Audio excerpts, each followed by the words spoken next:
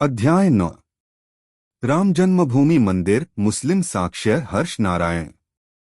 British सरकार के सभी संबंधित अभिलेख और उसके बाद कांग्रेस सरकार द्वारा 1960 में प्रकाशित फैजाबाद जिले का गजेटियर एक स्वर में यह घोषित करते हैं कि अयोध्या में स्थित तथा कथित बाबरी मस्जिद राम जन्मस्थान मंदिर के अवशेषों पर खड़ी है, जिसे 1528 में बाबर के आदेश पर गिराया गया था।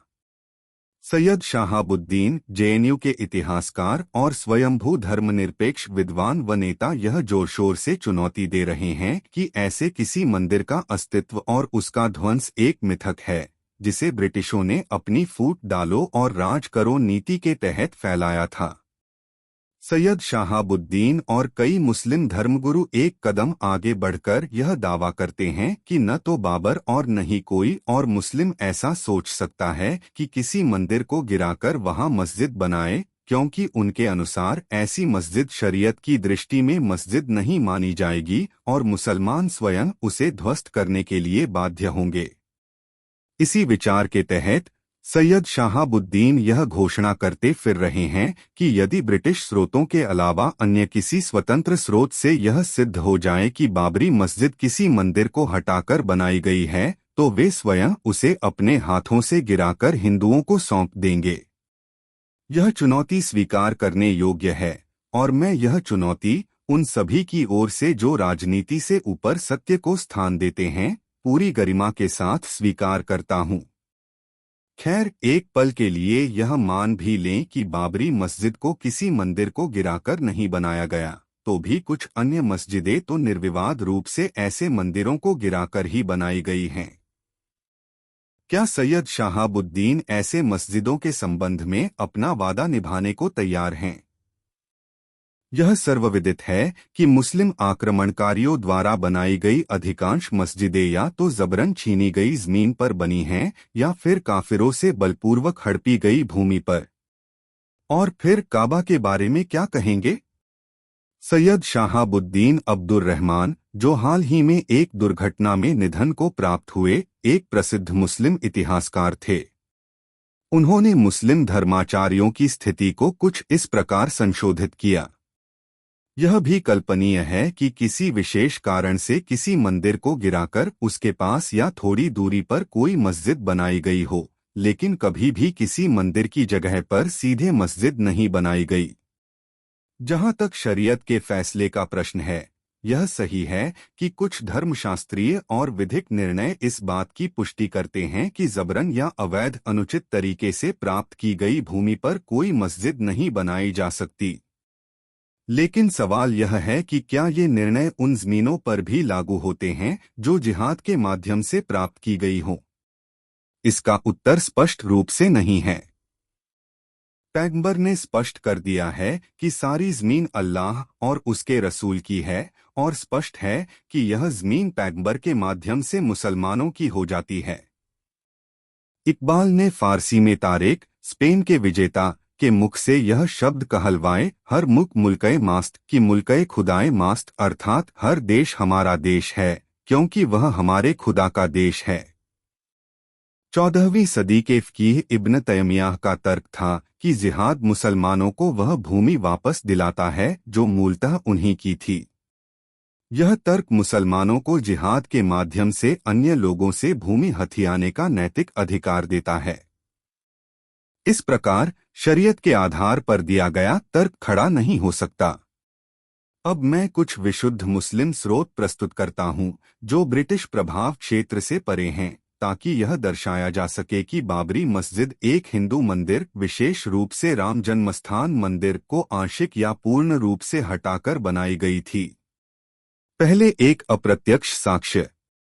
30 नवंबर 1858 को मोहम्मद असगर, खतीब और मुअज्जिन, बाबरी मस्जिद द्वारा दायर एक याचिका में, जिसमें उन्होंने बैरागियों जन्मस्थान के विरुद्ध कानूनी कार्यवाही शुरू करने की मांग की थी, बाबरी मस्जिद को मस्जिद जन्मस्थान कहा गया है और मस्जिद की सीमा के भीतर मेहराब और मिंबर के पास का आंगन मकाम जन्मस्थान का बताया गया है।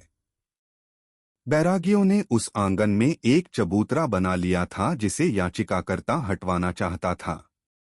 उसने उल्लेख किया कि जन्मस्थान का स्थान सैकड़ों वर्षों से अस्तव्यस्त परेशान पड़ा था और हिंदू वहां पूजा किया करते थे।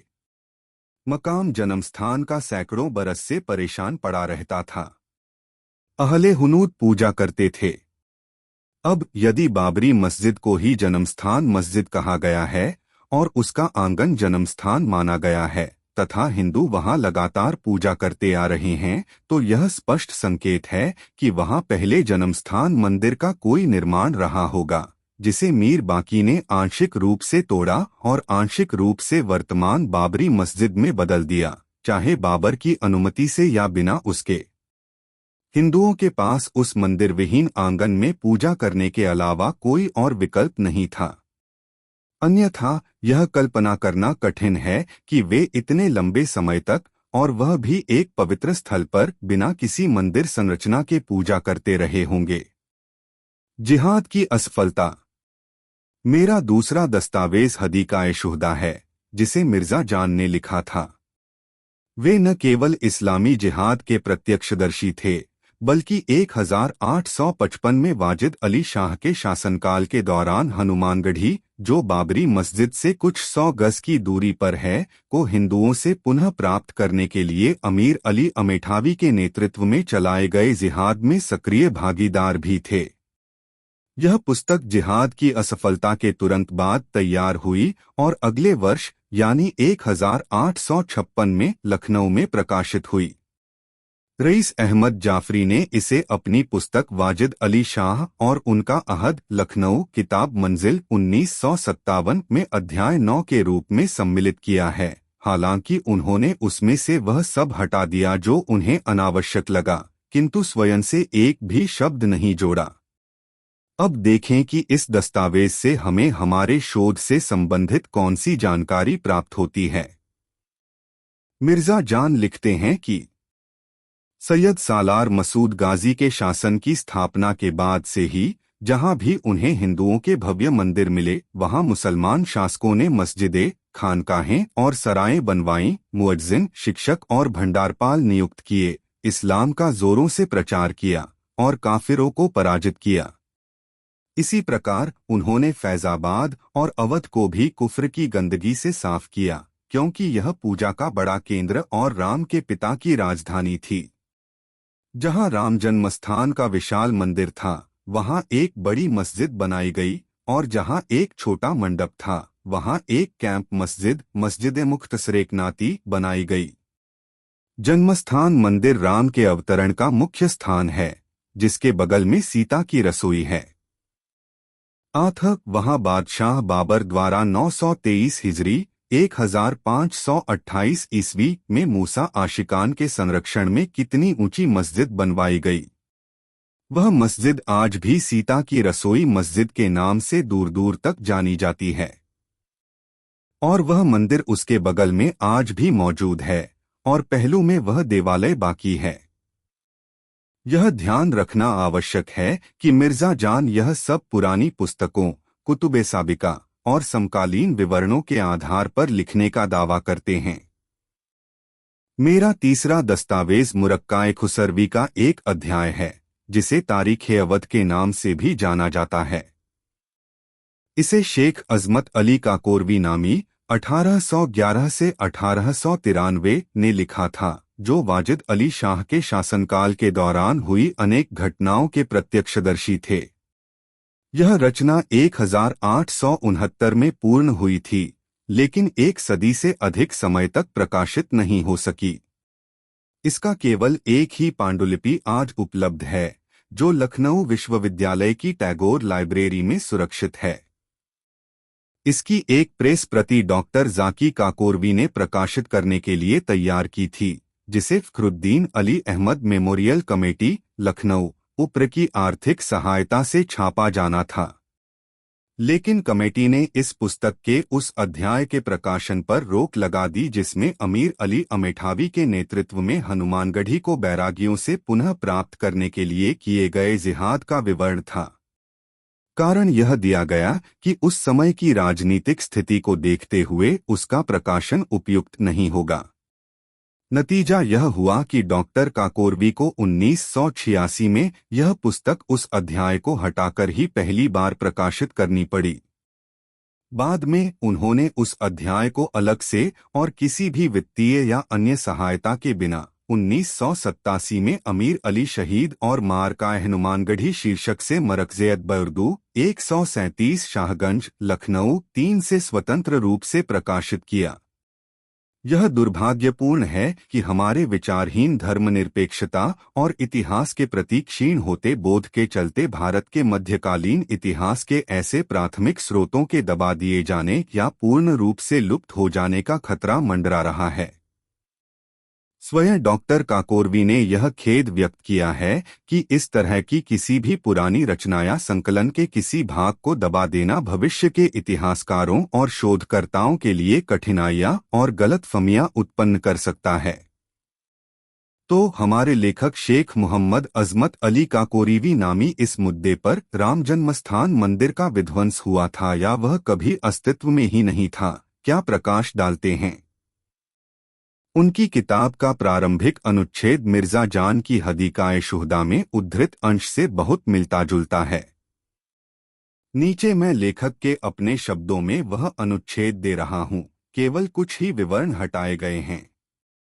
पुराने दस्तावेजों के अनुसार मुस्लिम शासकों की यह नीति रही है कि जहां भी कुफ्र गैर इस्लामी आस्थाओं का प्रबल प्रभाव पाया जाता, वहां मस्जिदें, खानकाहें और सराएं बनवाना, इस्लाम का प्रचार करना और गैर इस्लामी आचरण को समाप्त करना उनका कर्तव्य होता था। इसी के अनुसार जैसे उन्होंने मथुरा, वृंदावन आदि को गैर इस्लामी आचरण की गंदगी से साफ किया, वैसे ही 923 हिजरी में सैयद मूसा आशिका के संरक्षण में फैजाबादवद के जन्मस्थान मंदिर बुतखानाए जन्मस्थान में बाबरी मस्जिद का निर्माण किया गया, जो कि एक बहुत बड़ा पूजा स्थल और राम के पिता की राजधानी था। हिंदुओं में यह स्थान सीता की रसोई के नाम से जाना जाता था। पांडुलिपि की जर्जर अवस्था के कारण इस वर्णन में कुछ रिक्त स्थान हैं, जिन्हें लेखक ने कोष्ठकों में भरने का प्रयास किया है। डॉक्टर काकोरीवी ने इस पुस्तक के साथ एक अंश सानाए बर्त से भी जोड़ा है, जो हमारे चौथे दस्तावेज के रूप में काम आता है। यह अंश प्रसिद्ध प्रारंभिक उर्दू उपन्यासकार मिर्जा रजब अली बेग सुरूर 1787 से 1867 द्वारा लिखा गया था। इसमें कहा गया है, जहां सीता की रसोई स्थित है, वहां एक बड़ी मस्जिद बनाई गई थी। बाबर के शासनकाल में हिंदुओं में इतनी ताकत नहीं थी कि वे मुसलमानों का मुकाबला कर सकें।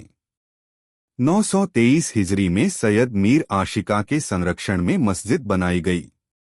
औरंगजेब ने हनुमानगढ़ी पर एक मस्जिद बनवाई थी, जिसे बाद में बैरागियों ने गिराकर वहां एक मंदिर खड़ा कर दिया। इसके बाद बाबरी मस्जिद में, जहां सीता की रसोई है, मूर्ति पूजा खुलकर शुरू हो गई। लेखक आगे लिखते हैं कि पहले शेख अली हजीन की यह उक्ति प्रचलित थी और वह उनका यह फारसी शेर उद्धृत करते हैं। बिबिन करामते बुतखाना इमरा ए शेख कि चुन खराब शवद खानाए खुदा गर्दद, जिसका अर्थ है, हे शेख, मेरे बुतखाने मंदिर का चमत्कार देखो, जब वह नष्ट होता है तो खुदा का घर मस्जिद बन जाता है। इसका अभिप्राय यह है कि पहले मंदिरों को गिराकर मस्जिदें बनाई जाती थीं। लेखक सुरूर अफसोस करते हैं कि अब ज़माना ऐसा आ गया है कि मस्जिद को गिराकर मंदिर बन रहे हैं, जैसे हनुमानगढ़ी में हुआ। मुद्दे का निर्णायक निष्कर्ष। ऊपर प्रस्तुत 4 स्तरीय प्रामाणिक दस्तावेजी साक्ष्य हमें कुछ निर्विवाद निष्कर्षों की ओर ले जाते हैं, जिन्हें निम्न रूप में स्पष्ट किया जा सकता है।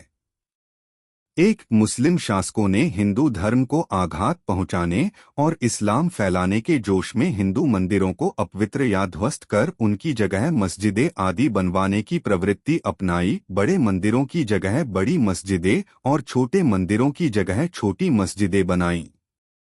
2. अयोध्या में एक मंदिर, जिसे जन्मस्थान मंदिर कहा जाता था, का अस्तित्व था, जहां राम के अवतार लेने की मान्यता है, और उसके समीप सीता की रसोई नामक स्थान स्थित था, जो संभवतः मूलतः मंदिर का ही एक भाग रहा हो।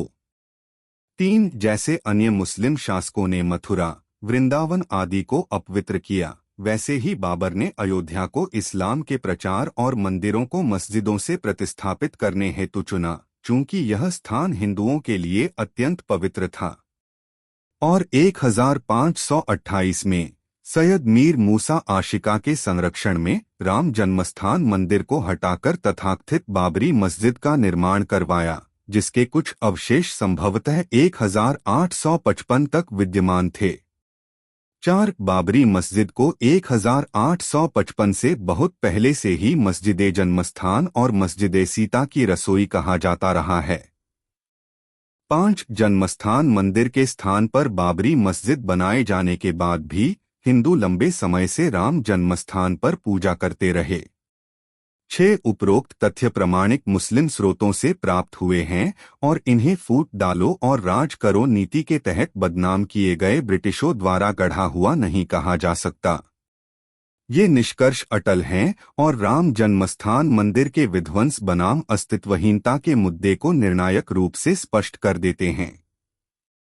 कृपया इस वीडियो को लाइक करें, अपने दोस्तों के साथ शेयर करें और भारत का वास्तविक इतिहास सीखते रहने के लिए हमारे चैनल को सब्सक्राइब करें। जय हिंद, जय भारत, जय श्री राम।